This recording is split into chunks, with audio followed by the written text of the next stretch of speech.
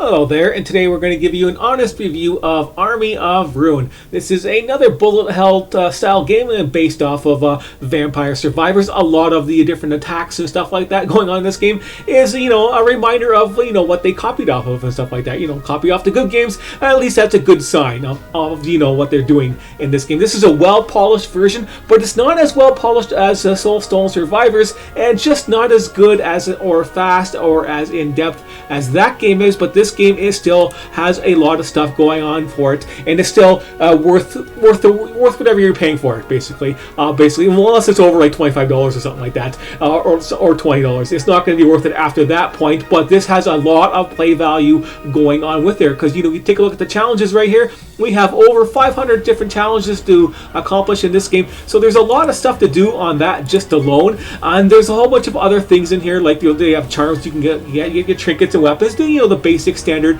that you have for these games. But we can check out the weapons right here. I got 34% of them unlocked, and as you can see, it's the bigger graphics type thing, all nice and polished. But we go down there, we're scrolling down there. Yeah, there's more.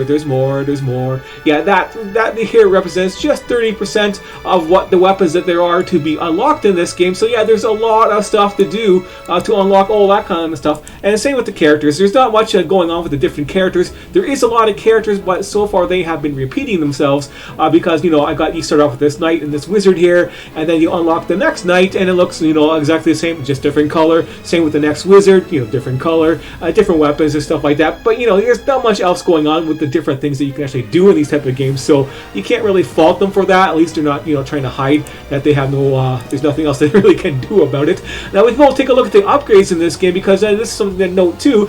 This game has a lot of replay value, and it's going to be a lot of stuff to do with farming for your gold. You're going to have to farm a ton of gold. As you can see, the upgrades right here on this shelf right here, they have no maximum on there. You can see this one here, like skill and your magnet and your speed. They do have a maximum of only buying 10, and 10 is quite a bit for what these games usually have for upgrades. But these ones here seem to have a limit. There's no maximum, so you can keep buying. And as you upgrade one of them, the rest of them get more expensive, like they did in the other game there. So we can put that back down there and take a look at the other ones right there. You get extra lives, you get extra projectiles, rerolls, banishments, all that kind of same stuff that's going on there. With that, you can get extra trinkets and extra weapons for your guy, because you only get to choose from 4, and out of all those choices you can only pick 4. It kind of gets pretty annoying and stuff like that. But now we can talk about the maps in this game. You see there's just 5 maps. Doesn't look like there's going to be much more. They can always add more later on, of course, but they're the standard maps. This one here basically is an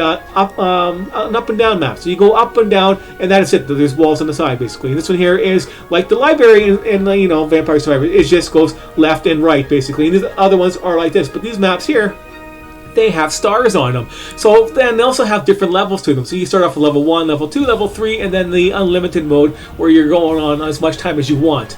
And level 1 is just 10 minutes of play there. 10 minutes in 10 waves, basically. And it goes on to 15 waves, so that'd be 15 minutes. And then level 3 would be 20 and so on. And they also have these little rune levels going on here.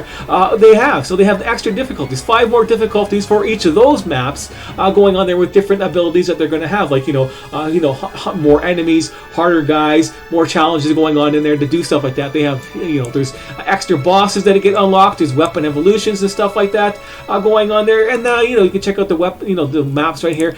They have their characters that have, they can put check marks on all the characters of which character have you played on this map and beat it and stuff like that. So we can go on there. We'll have beat it with this rogue yet, so we'll take this rogue guy and go there and play this. But as you can see, it's it's polished. It looks nice. It tells you some of the things you can do for unlocking some of your little achievements right there and all that kind of stuff. But yeah, it's basically a small playing field. You run around. And your weapon fires off wherever it's pointing, basically, on some of the weapons. All weapons have, the different play styles.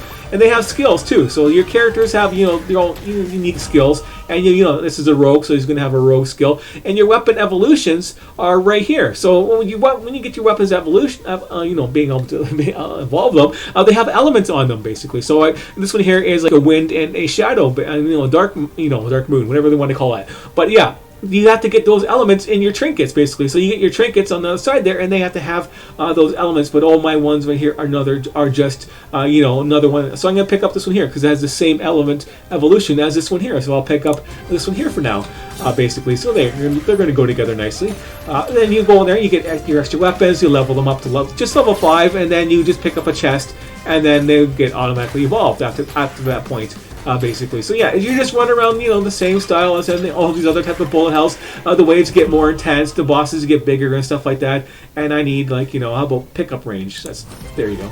Pickup range really sucks in this game. I already have it up pretty high, but yeah, getting your experience and stuff like that really matters. And you gotta go around there, collect gold, collect your food to heal yourself, and stuff like that, special guys. Items will pop up along the map. You'll have map markers and stuff like that. You can see the map on here. You can see where your path is, running around, basically. That's basically you're running around path, basically. And it shows you where all the special items are. So they're going to pop up after a while. After a minute goes by, then there's a little crown one there. There's a special item right there. It'll turn into an icon right there. That's a freezing one, a mini boss. Here we go with the weapons. We'll upgrade that one. And then there's the other extra bosses over there. So you got that's written down right there. So you have extra bosses and stuff like that, and they get more extra bosses for higher levels of maps type of thing. And then you gotta fight these guys off and stuff like that, and collect the rewards. If my weapon will ever fire, that is. It's a timer. It does have a timer, doesn't it? And then here we go. We got a shadow. And make them weaker. Yeah, we'll take that. Make everybody else weaker. Why not? There you go, finally died. But yeah, it's just this. It's not as good as Soulstone Survivors, and it's polished and it's upgrades and stuff like that it can do. Not as fast paced, but it is a polished game. And overall, for me, this game is like a 6 out of 10. Better than the average of these bullet hells because it has a nice polished feel and a lot of replay value, but it's just not really as in depth and as fast paced as some of the other ones out there and stuff like that. See, it feels more kiddie in the graphics, and the guys just get more and more guys just coming out everywhere, all over the place. So you have it doesn't feel like you can move around. It feels like these guys are so big on the screen, and these are just the starting guys. The guys get bigger. They feel like they're so big, and then you can't move anywhere, and you move so slow to start, and all that kind of stuff. So it just feels like you have to do a lot of grinding just to get anywhere, and stuff like that. Just to do some of the basic stuff that you should be able to do automatically, anyways. That kind of stuff. But yeah. There's this little skill going on there. Dash away. But yeah, so that's why I'm giving it a 6 out of 10. It's not as good as Soulstone Survivors type of thing. And it doesn't feel... It feels like it's going to be like just mostly about the grind, playing the same map over and over again. And with the different characters and all that kind of stuff. It does have like and there's too many weapons. And that's a problem. We have too many weapons and too many trinkets. And you only have 3 choices to make.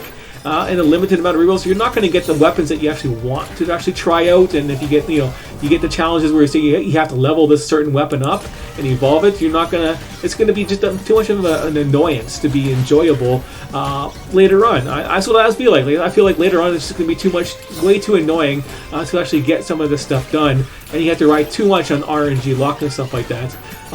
Unless you're going to have 20 rerolls or something like that handy, or something, which you don't have. So it's just that's just what I feel for this game. So that's why I'm only giving it the 6 out of 10. But anyways, it's a pretty decent game. It has lots of replay value and stuff like that. If you're looking for a simple game to get started on, like a bullet hell style game that has lots of replay value, that is worth your money basically for what you're going to be paying for it. This one here has that has that on there for it basically, right? It's not going to be something like a little cheap. You're done after a couple hours. You got to play this game for like days and weeks and stuff like that, and keep coming back to unlock more. And it's going to get harder and harder doing these other maps. Just because the first map is easy, and it's one of the first bullet hells you can actually kill the first time going through on the first map and actually beat it. But it gets harder and harder and stuff like that. Let's get that weapon evolved. Got the axe evolved. Doesn't do very much else. But there we go. So yeah, that is it for today. So thanks for watching, and I will see you later.